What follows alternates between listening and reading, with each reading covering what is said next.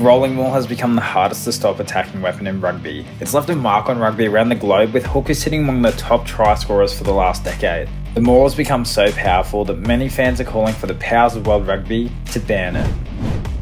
Most teams have and continue to struggle against the rolling maul, but in the past 6 months, one team has managed to stop it without a problem, and it hasn't been by luck. The All Blacks have versed some of the world's best rolling maul packs and have shut them down time after time. Before I expose the secret, I need to give you the bigger picture, so you can fully appreciate how incredible this story is. Let's rewind. Up until July 2022, the All Blacks were actually pretty poor at defending the rolling maul. However, their attack was so good it was hard to see the cracks. The All Blacks' final match against France in 2021 started with the French scoring off a maul right at the beginning of the game. Let's look at the first line out. Whitelock goes up to contest the line out with the prop still finishing the lift.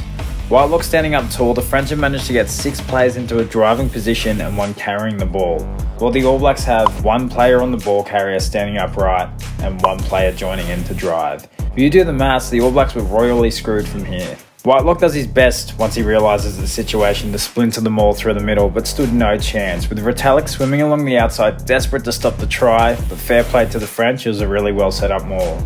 Later in the same half, the French find themselves in the same corner ready to roll. Excuse the pun. They go up this time uncontested. Whitelock and Retallick bind together, initially trying to push the maul back, which actually started well. From here, the rest of the players joined one at a time, helpless to a maul that was rolling diagonally. Notice the impressive work of Paul Willemse, French lock here, who takes about 3 other players down with him. Now we'll fast forward to the All Blacks vs Ireland, Match 3 2022, the series in the balance. The All Blacks start with awesome maul defence. They have 4 players all bound together driving. The downwards angle here from Akira Ioane actually helps Ireland stay up, ironically with the lock more or less sitting on his shoulders. Anyways, there's no way they lose this, right? Well, it's still a 7 vs 4 on the actual maul, with almost the entire Irish pack involved. A few moments later, it's turned into an 8 vs 3. All the hard work to start the counter drive has gone to waste.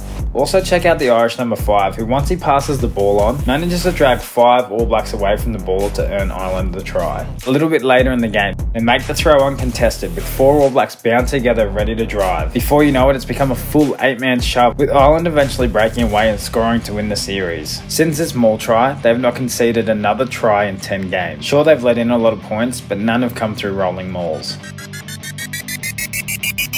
Jason Ryan. I know what you're thinking. He looks like he's been in so many mauls in his life.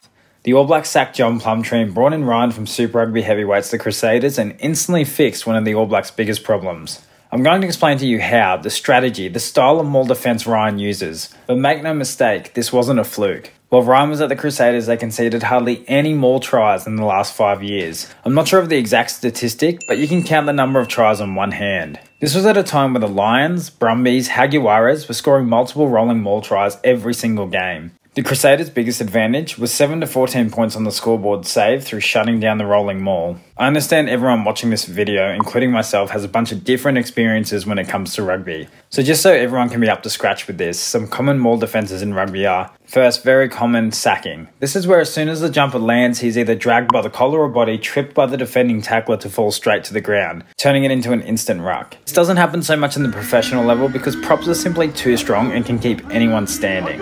Another method is splintering, what we saw Whitelock doing when shit hit the fan, trying to get in between the attacking players to get to the ball. Another strategy is contesting the line out gung-ho.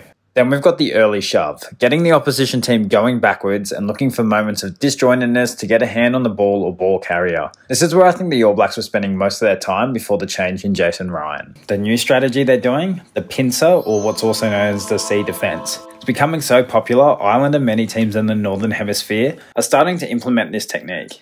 Its roots and its origins, though, are really well known from Jason Ryan at the Crusaders, who's been implementing this strategy for well over 5 years. In this video is an example of the pincer. Similar to what we saw earlier, 3 players bind together to get the initial shove on, building momentum with the second wave intentionally, causing chaos and shoving them towards the sideline. It allows the defending team more time to react to any splitting off as well, with the ball carrier in the maul needing to take the long way around if he wants to get to the open side. It's effective in using the sideline as an extra defender and, most importantly, a countermeasure for securing the ball back in your own red zone. It's also really important to take note that they always get into that chokehold pincer formation on the opposition maul. maul, making it really hard for the maul to peel off with momentum in any direction. To say this strategy has been effective on the big stage is an understatement. Time after time, maul after maul, the heavyweights of world rugby couldn't cross the line against the All Blacks. And that's how coaching genius has created a reliable, trustworthy maul defence at the All Blacks. Jason Ryan's only comment on his coaching success joining the All Blacks was to subscribe to my YouTube channel.